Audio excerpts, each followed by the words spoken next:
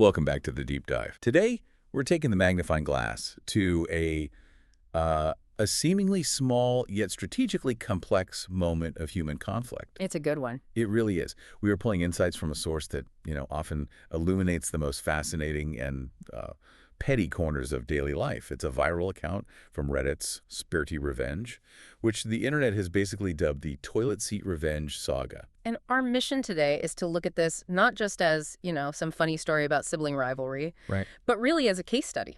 A case study in failed accountability, in strategic deception, and I think most importantly, the necessity of escalating consequences when the normal systems just fail. Exactly. What starts as this really simple, but you can imagine, highly frustrating domestic issue, a shared bathroom. It becomes this microcosm for how boundaries get established. And enforce. And enforced, yeah, when all your first logical attempts to just restore order are met with this willful, persistent denial. We're basically dissecting the architecture of effective behavioral modification, especially when you're dealing with what seems to be just systemic disrespect for a shared space. Okay, so let's unpack the core problem right away. Our protagonist, she's a teenage girl, and she lives with her twin brother, their mom, and their dad. The entire conflict is centered around the bathroom. Specifically, the persistent issue of walking into the bathroom every single morning and finding, as she put it, a pretty gross violation of shared hygiene. The toilet seat was just not clean. And it sounds trivial on the surface, right? But you have to consider the cumulative psychological cost of that. Oh, absolutely. This isn't just about cleaning. It's an issue of reliability, of respect, and predictability. Every single morning, she's forced to deal with this external negative thing. Caused by someone she knows. Caused by a known perpetrator who just refuses to take any responsibility. It completely erodes trust, and it just compounds the frustration, which is precisely why the stakes felt so high to her. Okay, so let's get into the setup. Because what makes this story so compelling is that the protagonist, before she turns into this, master strategist, she followed every appropriate channel. Yes. This is so important. She didn't just immediately jump to retaliation. She used what anyone would call the conventional path to accountability. And it's crucial we analyze this phase because the failure of the system here is what justifies every single step she takes later. She didn't react emotionally at first. She sought logical, authoritative intervention. So she starts at the top, complaining directly to the father, who is, I guess, the house's primary authority figure. The standard procedure. Totally. You assume the adult will apply pressure and the problem will get solved. And the father does exactly what you'd expect. He scolds the brother. In a functional family unit, that should lead to some kind of behavioral modification. But it didn't. Not at all. Her account confirms the result was zero change. The brother just kept leaving the mess. And that failure, it demonstrates a really fundamental flaw in their accountability mechanism. What's the flaw? The consequence applied by the parent, the scolding, was just. It was insufficient to override the comfort of his existing behavior. It didn't mean enough to him. But wait, why would a parental scolding fail so completely? You'd think for a teenager, disapproval from a parent would be a pretty significant consequence. That's a great question, and it really gets to a critical point about adolescent motivation. You have to look at the cost-benefit analysis from the brother's perspective. Okay. So what's the cost of a brief scolding from dad? It's temporary, it's private, it's predictable. Now compare that to the benefit of laziness, not having to be careful, the immediate comfort of just being done quickly. The cost is minimal. So it's just not worth the effort to change. Exactly. For a lot of adolescents, parental authority is a boundary to be tested, not some absolute barrier. If the scolding is delivered without any tangible, sustained impact, it just becomes meaningless background noise pretty fast. And when that failed, when the parental authority just wasn't enough, she tried the direct approach. And I mean direct. She didn't just complain, she literally called him in to clean the mess immediately after she found it. Yeah. That should force the perpetrator to confront the consequences, right? You would think so. A direct confrontation like that is supposed to force ownership. But the brother had a defensive shield ready to go. Immediate, absolute denial. He didn't even hesitate. No, he went on a full rant, apparently. It's not me. It's not me. This isn't just refusing to admit guilt. It's an active strategy of conflict avoidance and responsibility deflection. By just denying it's his fault, he shifts the burden of proof back onto her. Precisely. She now has to prove it was him, which is exhausting and, nearly impossible. That denial mechanism is... Yeah. It's fascinating. Why is that the default response, even when the evidence is, right there in front of him. Well, it's all rooted in preserving the ego and maintaining that zero-cost behavior pattern we talked about. If he admits fault, that requires internalizing responsibility, which then demands future behavioral change. That's a high cost. Denial, on the other hand, only requires a brief theatrical argument. That's a very low cost. And furthermore, if he can convince others or even just exhaust them into giving up, he wins. The denial mechanism is highly effective in these low-stakes conflicts because most people will eventually just relent rather than continuously debate an obvious truth. But the source says he did eventually clean up. He did, but only when she threatened to bring their dad back into the loop. Whoa. Exactly. And this reveals the precise weakness in the system. His compliance was based purely on the external threat of, amplified parental displeasure, not on any internalized responsibility for the mess. So he's not cleaning because he respects the shared space. No. He's cleaning to preempt the more severe external consequence of dad getting really mad. He's just mitigating his own risk, not changing his core behavior or attitude.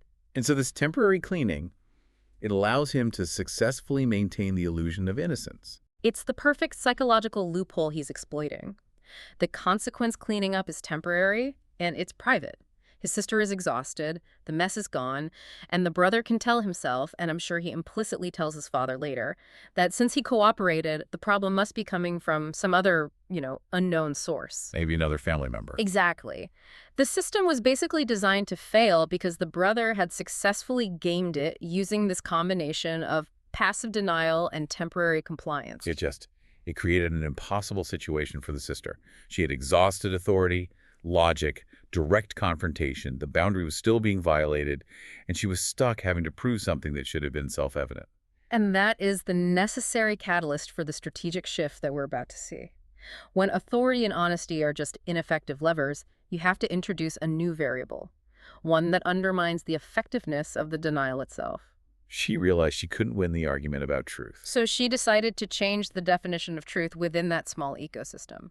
And this transition, this is where it shifts from just frustrating family dynamics to proactive, calculated strategy. Our protagonist pivots from seeking accountability to administering a deceptive countermeasure. She decides to fight fire with fire. Or, as the source suggests, mess with. Well, manufactured mess. This is a moment of just profound strategic clarity. The goal is no longer to catch him in the act.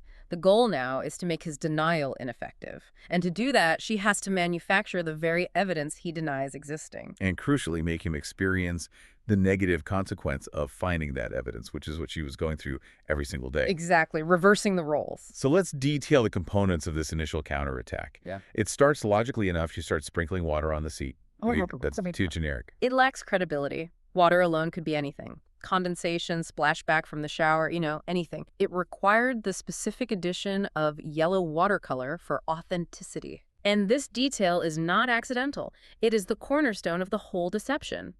The watercolor ensures the planted evidence looks precisely like the visual violation she had been suffering, and it removes all ambiguity.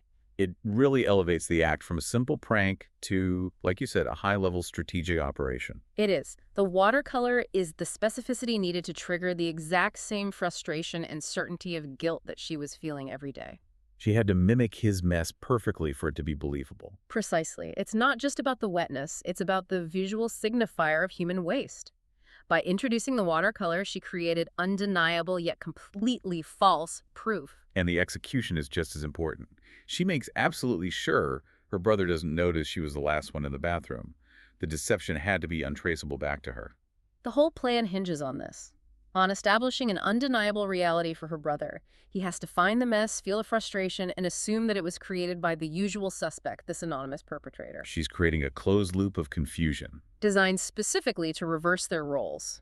And here's where the plan really enters its psychological phase. The reversal. The brother finds the planted evidence, the fake mess, and now he's the one who complains. This is the moment of maximum effect. He walks in, he sees the visual violation, and now he experiences that immediate visceral frustration of having his shared space disrespected. He becomes the aggrieved party. And what's her response? She uses his exact denial line against him. It's not me. Oh, that is perfect. It's a perfectly mirrored maneuver designed to show him how infuriating his own denial is. But the dynamic is different this time. When she denies it, she's believed, or at least her denial carries more weight because she isn't the established culprit. And then the father gets involved. Yes, and this is the critical moment. Because the brother has already established this long history of repeated offenses and denials, the father automatically assumes the guilt lies with him, regardless of what he says now. So the sister's manufactured evidence combined with the brother's own lack of credibility, Yeah. it creates an inescapable trap. Completely inescapable. Let's analyze the boy who cried wolf dynamic here, because the irony is just so heavy.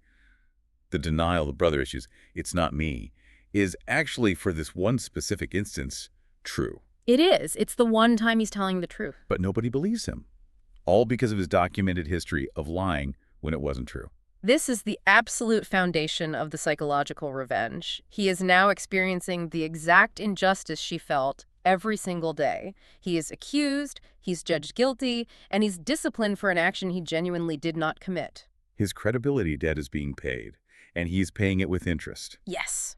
It forces him into the victim role. He experiences that searing frustration of having his truth denied, the anger of being accused unjustly, and the weight of being scolded by an authority figure for something he didn't do. And that's how empathy can sometimes be delivered, I guess, through consequence. It really is. When you're the perpetrator, denial is a shield. But when you're the victim, denial from an authority figure feels like this profound betrayal of justice.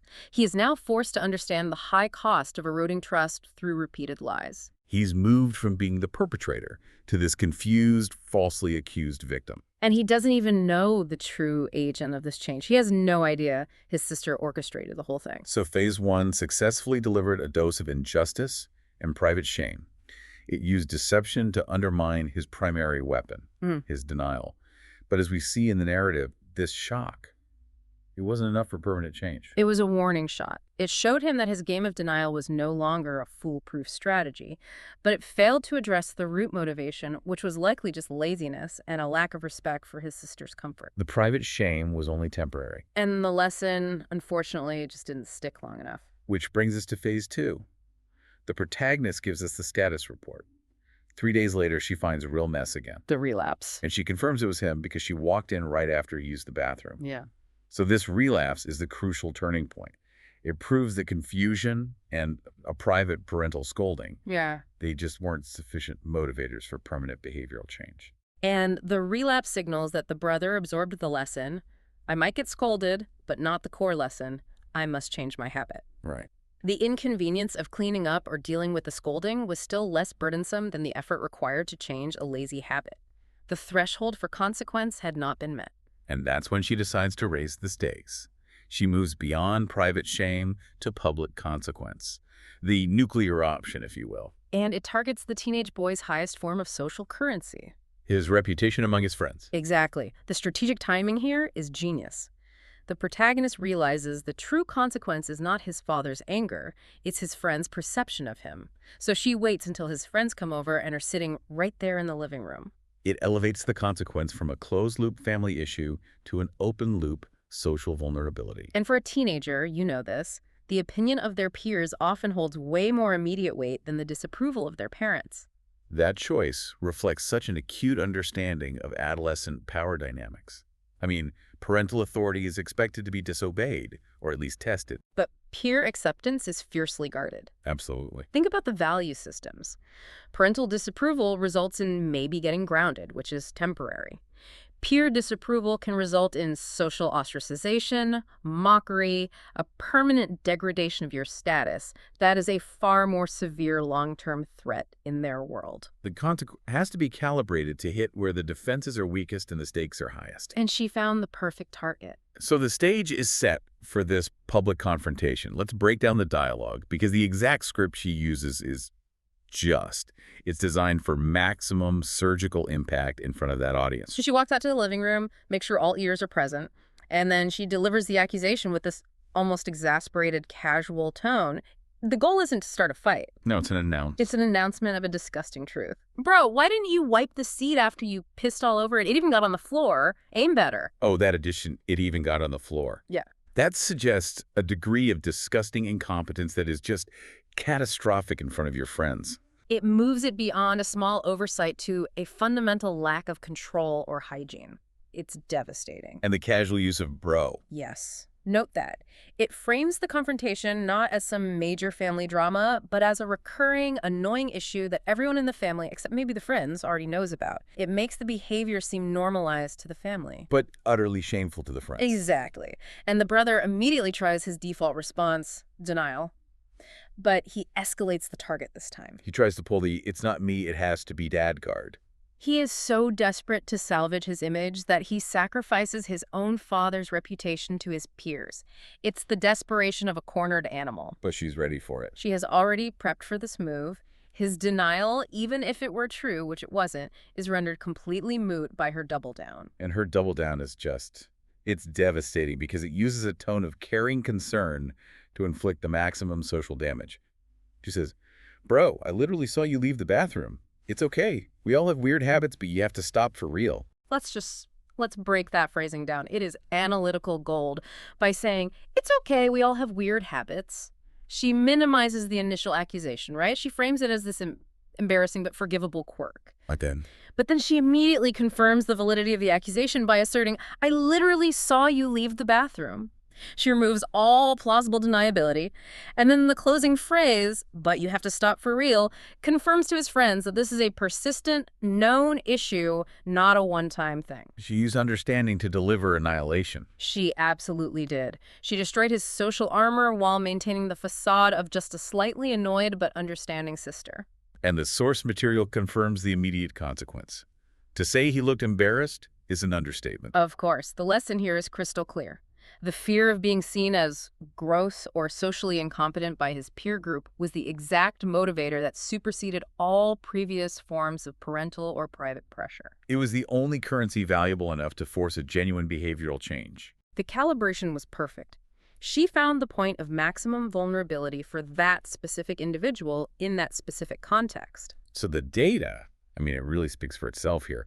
Public embarrassment worked, where direct communication, parental authority, and even her private deception all failed. The protagonist achieved her goal. And this leads us to a really crucial discussion about proportionality and the utility of social consequence. We often view public shaming, especially, in the modern digital era, as inherently cruel and disproportionate. Right, cancel culture and all that. Exactly. But in this small, controlled family ecosystem, was the public sanction a cruel act, or was it merely a necessary enforcement of boundaries?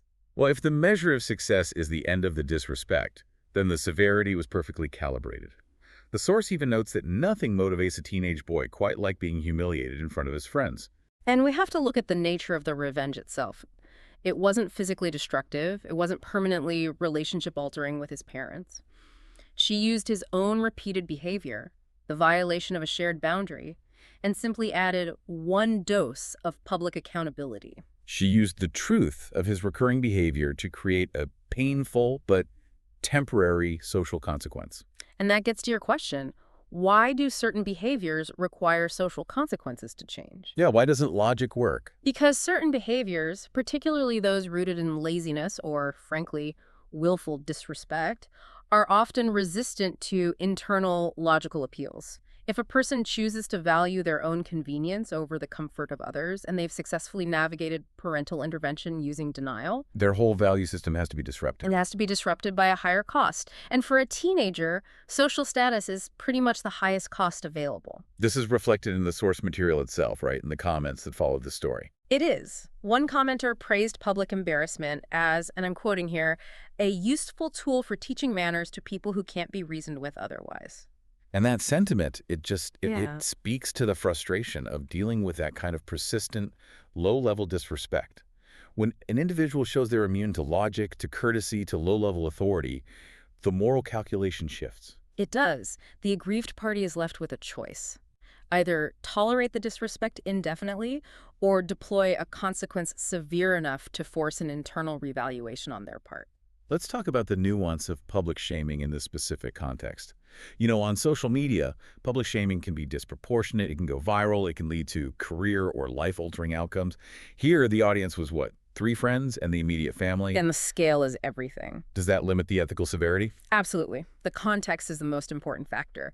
This was, you could call it, micro-shaming. It was contained entirely within the brothers' immediate social bubble. The shame was intense, yes, but it was highly localized and temporary. The goal wasn't to destroy him. No, the goal was not permanent social destruction. The goal was immediate behavioral correction regarding a specific recurring violation of shared space.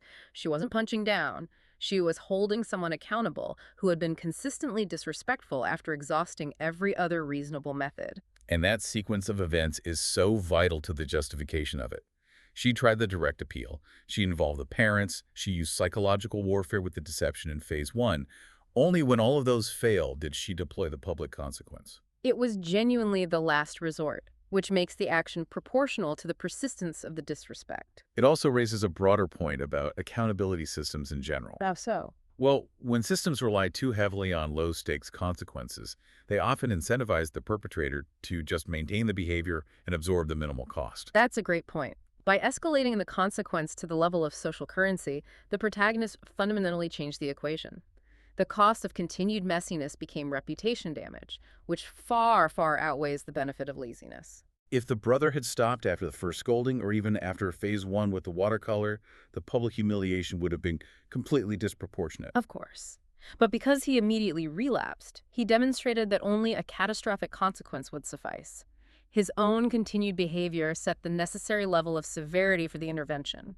So the focus remains on the behavioral change she achieved versus the persistence of the disrespect she endured. And in that light, the consequence served a purely corrective function, which is the definition of a necessary intervention, however uncomfortable it might have been for the target at the time. Okay, so we now arrive at what I think is the most sophisticated element of this whole narrative, the true source of the long-term success of the accountability.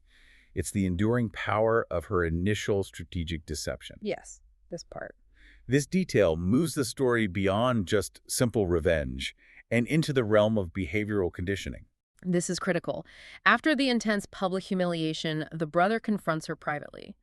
But what is just astonishing is that he confronts her not about her strategic manipulation, but about the mess itself. He is still convinced that the public mess had to have been their dad. He's still denying it was him. He is still steadfast in his denial that he could be the culprit for the events that led to his downfall. He is so deeply entrenched in his self-identity as not the guy who makes the mess, that he can't conceive of his sister being the agent of change, and he cannot accept that the mess that caused the public shame was his. And the narrative tells us she never corrects him. She never tells him the truth about the watercolor or the staged messes. And that's the genius of it. The brother now operates under a false premise that is far more punishing than the truth ever would be. He assumes the father is the culprit the whole time for both the initial fake mess that got him scolded and the public mess that ruined his afternoon. So this ambiguity, this confusion, is the punishment that ensures the long-term behavioral change. Exactly. Before, the dynamic was predictable. I make a mess, dad scolds me, I deny it, I clean it, and the system resets. Now, the rules are fundamentally changed. The game is different. The game is completely different. The brother now lives in an environment where he knows two things for sure. One, the bathroom is still sometimes messy because dad is apparently the true consistent offender in his mind. And two, if there is a mess, he will be accused, his denial will fail, and the consequences will be immediate, severe, and social. He's lost all of his credibility, Yeah. and he's gained this plausible, high-status alternative culprit in his father. Which is the strategic masterpiece. The long-term success relies on creating a permanent systemic state of confusion and distrust regarding the bathroom environment. He can no longer rely on his old denial game because the family now has a confirmed alternative narrative that supports the idea that the mess is always someone else's fault, specifically the dad's, which means the sister will be vigilant and the consequences severe if he is caught in the crossfire. So it forces him to internalize the policing of the boundary, but for self-preservation. He has to clean up his own messes meticulously now, not out of respect for his sister. But out of fear of being falsely blamed for the dad's messes, or the next fabricated mess that might appear. It creates a higher standard of vigilance, and it's driven entirely by self-interest. He can no longer afford to be sloppy because the environment is strategically poisoned with manufactured doubt. His motivation is the fear of being blamed for someone else's perceived actions, a fear he now understands intimately, thanks to what she put him through in phase 1 and 2. The final status report from the source is the ultimate measure of her success. So far, besides my piss stains, he's been cleaning up his own mess. Mission, hopefully accomplished. The behavioral change is observed and it's sustained. It's a masterclass in conditioning through strategic ambiguity. The protagonist didn't just punish the behavior, she fundamentally altered the perceived risks of the environment. The brother is successfully conditioned to maintain a clean environment to protect his own social standing. And it doesn't even matter what the true source of the other messes is. He just has to protect himself. It seems like the sister understood that forcing him to respect her personally was going to be less effective than forcing him to respect his own reputation. That's it exactly. When you're addressing adolescent behavior, sometimes the most effective route is aligning the consequence with the individual's highest value. In this case, that was peer status and the perception of cleanliness, and she achieved it through a lasting state of strategic confusion about who the real mess maker even is. So what started as this simple, frustrating daily mess evolved into a really complex narrative of strategic intervention. We went from the complete failure of parental authority to the psychological warfare of, watercolor authenticity. Which is still my favorite part. It's amazing. And then finally to the high-stakes consequence of public, localized humiliation. And the core lesson we can extract from this deep dive is that boundaries have to be enforced. And if your initial logical avenues are exhausted, the consequences have to be escalated to a level that genuinely motivates the individual based on their own value system. For this teenager, that meant consequences needed to be social rather than purely parental or physical. They had to hit him where it hurt. And of course, the underlying simplest takeaway that we should probably never forget: don't violate shared spaces. If you're using a public or a shared toilet, just clean up after yourself. It truly solves 90% of the world's roommate and sibling conflicts. It absolutely does. But let's leave you with this one final provocative thought to consider, specifically regarding the longevity of this behavioral change. The success of the revenge relied on strategic deception, which means the brother never learned that his sister was the source of the consequences he faced. So how much long-term effectiveness does a lesson have if the person being held accountable never learns the true source of the threat? Does ignorance of the perpetrator make the behavioral change stronger because the threat is perceived as systemic and unavoidable? Or is it weaker because the underlying disrespect for his sister was never actually addressed? Think about that next time you're forced to enforce a boundary.